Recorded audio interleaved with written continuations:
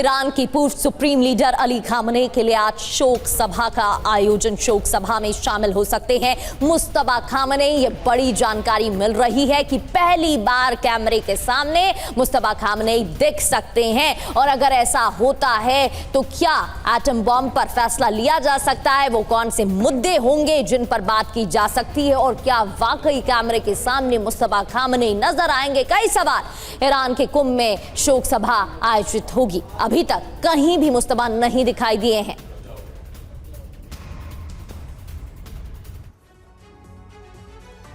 और खामनेई की शोक सभा मुस्तफा क्या अब शामिल होने वाले हैं? 5 पॉइंट में आप समझिए इस पूरी खबर को। नंबर 1, सुपुर्दे खाक के बाद खामनेई की शोक सभा हो रही है। आज ईरान के कुम में आयोजित होगी ये शोक सभा। शोक सभा में मुस्तफा के शामिल होने की खबरें हैं। शोक सभा को संबोधित कर सकते हैं मुस्तफा, संबोधित भी करेंगे आप। 3 दिनों तक चलेगा खामनेई की शोक सभा। बड़ी बात क्या है, दुनिया के सामने आज पहली बार नजर आ सकते हैं। यह अपने आप में बहुत बड़ी घटना होगी। सुपुर्दे खाक कार्यक्रम में नहीं आए थे मुस्तफा। सवाल भी उठा था कि आखिर कहां है मुस्तफा, उनके बेटे। मुस्तफा के तीनों भाई तो नजर आए लेकिन मुस्तफा नजर नहीं आए। 28 फरवरी के बाद से मुस्तफा कहीं नहीं दिखे। अभी तक मुस्तफा का कोई ऑडियो संदेश भी नहीं दिखा। और ससल मनीष, मैं आपका रुख करना चाहूंगा। मनीष, मुझे याद है कि लगातार हमने यह सवाल भी उठाया था जब हम स्टूडियो में थे पिछली बार कि आखिरकार 28 फरवरी के बाद मुस्तफा नजर नहीं आ रहे, उनके भाई नजर आ रहे हैं। उनके पिता की शोक जो यात्रा है, अंतिम यात्रा, वो चल रही है। सुपुर्दे खाक किया जाएगा तो बेटा कहां है? अब क्या खबर मिल रही है? क्या वाकई में कुछ ऐसा होने वाला है क्या? देखिए, ईरान की जो सरकारी मीडिया एजेंसी है उसके हवाले से ये बात सामने आ रही है कि आज जो कोम में सभा होगी उसमें ईरान के नए सुप्रीम लीडर मुस्तफा खामनेई सामने आ सकते हैं। जाहिर सी बात है कि 28 फरवरी को जब हमला हुआ था जिसमें ईरान के तत्कालीन supreme leader Ayatollah Ali Khamenei और बाकी सभी लोग मारे गए थे, उनकी शहादत हुई थी। और उसके बाद ये कहा गया कि मुस्तफा खामनेई गंभीर रूप से घायल हैं। तो क्या वो इस पोजीशन में हैं कि वो देश चला सकते हैं? क्योंकि ईरान की सत्ता, ईरान की सरकार तो मुस्तफा खामनेई के नाम से चल रही है। बार बार तो यही बात कहा जा रहा है कि मुस्तफा चाहते हैं कि नेगोशिएशन हो लेकिन हम अपने रुख से समझौता नहीं करें। मुस्तफा चाहते हैं कि हार्मुज स्ट्रेट को लेकर किसी भी तरह की ढिलाई ना हो। मुस्तफा चाहते हैं कि पेजेस्कियान जो है वो राष्ट्रपति के तौर पर ईरानी सत्ता को आगे बढ़ाए, ना कि जो ट्रंप के फेवरेट लीडर माने जा रहे हैं ईरानी संसद के स्पीकर, वो सरकार को लीड करें। तो तमाम तरह की जो बातें मुस्तफा खामनेई के नाम से हो रही है, तो मुस्तफा खामनेई किस हालत में हैं? आखिर क्या वजह है कि उनके बाकी तीनों भाई वो श्रद्धांजलि देने के लिए, अपने पिता को अंतिम विदाई देने के लिए बाहर आते हैं लेकिन वो बाहर नहीं आते हैं? अगर ये मसला ये है कि इजराइल उन पर अटैक कर सकता है तो फिर ईरान के भीतर भी और बाकी दुनिया में भी ये चर्चा और ये तुलना स्वाभाविक है कि भाई जो सीनियर खामनेई साहब थे उन्होंने कभी डर नहीं दिखाया। वो हमेशा सामने आते थे, वो कहते थे कि मुझे शहादत से डर नहीं लगता है। तो क्या मुस्तफा को इजराइल से डर लगता है? इजराइल के हमले से डर लगता है? इसलिए अपनी जमीन पर, अपने मुल्क में दुनिया भर की तमाम सुरक्षा एजेंसियां और करोड़ों लोगों के बीच में भी उनको इजराइल से डर लगता है। ऐसे बहुत सारे अनगिनत सवाल हैं। उन सारे सवालों का जवाब एक लाइन में है कि मुस्तफा खामनेई दुनिया के सामने आकर कहेंगे कि हाँ, मैं जिंदा हूं, मैं उस हालत में हूं जहां पर मैं डिसीजन ले सकता हूं कि ईरान अब किस दिशा में जाएगा। तो बहुत सारी बातें आज तय हो सकती है। जी बिल्कुल मनीष। और अगर मुस्तफा खामनेई सामने आते हैं तो वो क्या कहेंगे और क्या मैसेज जाएगा ईरान की तरफ से, क्या कहा जाएगा इजराइल और अमेरिका को, वो तो देखने वाली बात ही है। लेकिन यहाँ आपने डर की भी बात कही। नजर अब्बास रिजवी जी, जो कि रिसर्च स्कॉलर है अल मुस्तफा यूनिवर्सिटी से, उनका रुख कर लेते हैं।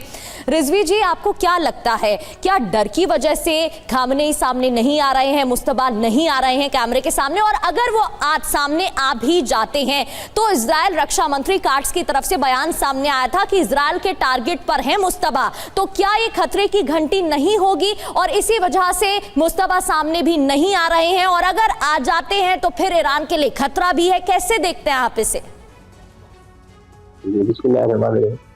देखिए, एक तो सबसे पहले जो पहला सवाल है कि मुस्तफा खामनेई साहब आज सामने आ सकते हैं, मुझे लगता है कि थोड़ा सा मिसकम्युनिकेशन है। फारसी से इंग्लिश में ट्रांसलेशन को लेके जो AI से ट्रांसलेशन वगैरह किया गया होगा, ऐसा कहीं भी यहाँ पे खबरें नहीं है कि वो आज सामने आ सकते हैं। जो शोक सभाएं हैं वो उनकी तरफ से ऑर्गेनाइज की जा रही हैं, क्योंकि वो इस वक्त यहाँ सुप्रीम लीडर है। और यहाँ पे जब भी कोई बड़ी शख्सियत का इंतकाल या शहादत होती है तो सुप्रीम लीडर के ऑफिस की तरफ से शोक सभाएं आयोजित होती है। तो ऐसी कोई भी खबर ईरानी मीडिया के अंदर नहीं है कि मुस्तफा खामनेई साहब आज आ सकते हैं। तो एक तो ये बात थी। लेकिन बात जो आपने कहा कि एटम बम बना रहे हैं, क्यों नहीं आ रहे मुस्तफा खामनेई सामने? अमेरिका तो बोल रहा है, दावा कर रहा है कि पता नहीं मुस्तफा खामनेई है भी या फिर नहीं है, तो कम से कम अमेरिका को झुठलाने के लिए सामने आ जाए ना। मैं बता रहा हूँ आपको, जो आपने पहले न्यूज चलाई मैं उसका खंडन कर दूं कि ईरान जो है बिल्कुल भी एटम बम नहीं बना रहा है। ये फेक न्यूज है, गलत न्यूज है, बिल्कुल भी सही बात नहीं है कहीं से भी। हाँ, इस वक्त जितना भी एक हफ्ते का फ्यूनरल का प्रोग्राम है, कहीं पे भी न्यूक्लियर वेपन एटम बम की बात नहीं। मुझे नहीं पता आपका सोर्स क्या है इस चीज का, ये दूसरी बात थी। तीसरी बात यह कि अमेरिका को चुप कराने के लिए जो फेक न्यूज चल रही है, जो मैनिपुलेशन चल रहे हैं, जो स्पेकुलेशन किए जा रहे हैं कि मुस्तफा खामनेई साहब घायल है, इन सब चीजों को ये इसीलिए चलाया जा रहा है ताकि मुस्तफा खामनेई साहब का किसी तरह का इनको मालूम चल जाए कहाँ पे है, किस कंडीशन में है, और कोई लोकेशन मिल जाए और दोबारा उनको नुकसान पहुंचाया जाए। कोई भी मुल्क जो जंगी हालत में है वो जो है अपने सबसे अहम जो लीडर है उसको जो है सामने नहीं लाता है, सिक्योरिटी रीजंस की वजह से जो है वो सामने नहीं आ रहे हैं। और ये कंपेयर करना ये भी काफी बचकाना है। यानी कि डर की बात है जिसकी वजह से सामने नहीं आ रहे हैं। कई मीडिया रिपोर्ट्स के हवाले से दावा किया गया कि ऐसा हो सकता है कि वो कैमरे पर सामने आएंगे, लेकिन आप बता रहे हैं ऐसा नहीं है। और अगर ऐसा नहीं है तो क्यों सवाल उठ रहे हैं?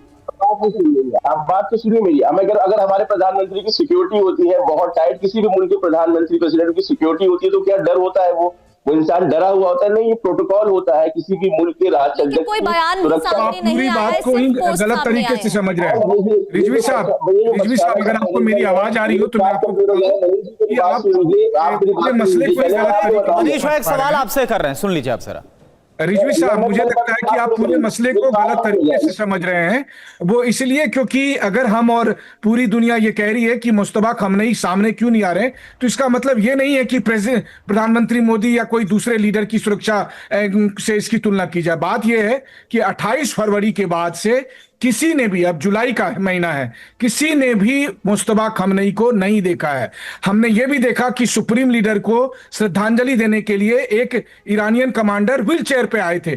तो अगर वो उस पोजीशन में भी होते कि वो व्हील चेयर पर भी आकर श्रद्धांजलि देते तो दुनिया को यकीन होता कि चलो ठीक है, वो इस हालत में है। तो मुस्तफा खामनेई है, किस हालत में है, उनके नाम पर सरकार चलाई जा रही है, तो इसलिए उनको सामने आना जरूरी है। देखिए, आपके नाम पर सरकार चले और आप सामने भी कहाँ है और फिर कहे कि बाकी दुनिया हरकत कर रही है, तो ये सही बात नहीं है।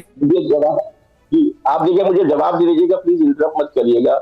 इस वक्त इजराइल और अमेरिका की हिट लिस्ट में सबसे ऊपर मुस्तफा खामनेई साहब का नाम है। इस बात को आप कबूल करते हैं कि नहीं करते? जी बिल्कुल कबूल करते हैं। मुस्तफा भी है और ट्रम्प साहब तो कह रहे हैं ठीक है, यानी कि इजराइल और अमेरिका की हिट लिस्ट में नंबर 1 पर मुस्तफा खामनेई, और ये जो डर है वो मुस्तफा खामनेई को लेकर है। आप मिसइंटरप्रेट कर रहे हैं। आप मिसइंटरप्रेट। डर नहीं है, ये सुरक्षा कारण होते हैं। डर नहीं कहा जाता है किसी भी मुल्क का। ये बहुत अलग है, ठीक है, नजरबाजी बहुत अलग है, क्योंकि अली खामनेई को तो हमने देखा था, अली खामनेई भी टॉप हिट लिस्ट में थे इजराइल और अमेरिका की, लेकिन फिर भी वो सार्वजनिक तौर पर आते रहे, लेकिन मुस्तफा खामनेई नहीं आ रहे हैं।